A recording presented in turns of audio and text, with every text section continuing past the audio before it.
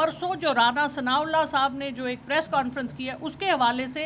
मैं ये कहना चाहती हूँ कि ख़वातीन के साथ जो तशद्दुद या जो भी कुछ हो रहा है उसकी वो पता चलना चाहिए। मैं इस हवाले से एक पिटिशन भी दायर कर रही हूँ हाई कोर्ट में,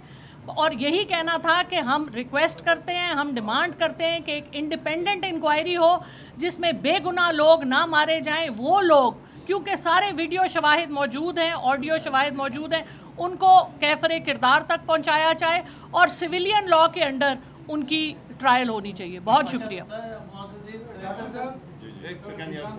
बिस्मिल्लाहिर्रहमानिर्रहीम। जैसा कि आपने देखा, आज हमारे जितने भी कोलीग्स हैं, सेनेटर्स हैं, सारे हम आए हुए हैं, और हमारी मुत्तफ़िक़ा राय और हमारी एक मुत्तफ़िक़ा स्टेटमेंट है, वो ये है कि 9 मई को जो वाक़यात हुए उनके हम शदीद मज़म्मत करते हैं, क्योंकि हम पाकिस्तानी हैं और एक मुहिब वतन पाकिस्तानी जो होता है वो उसकी मज़म्मत ही करेगा, और वो अपने अफ़वाज पाकिस्तान की, नौजवानों की और ऑफिसर सब की सपोर्ट करता है, क्योंकि ये हमारी फ़ौज है। और इसके साथ साथ मैं ये कहूँ कि अगर हमारे मुल्क को जो ये नुकसान पहुँचा है इसकी तहकीकात होनी चाहिए, और जो भी लोग इसमें हैं, इसमें मुलविस हैं, कानून के ज़रिए उनको सज़ा होनी चाहिए। तो ये हमारे एक जॉइंट स्टेटमेंट है, हर किसी ने अपने तरीके से इधर बात की है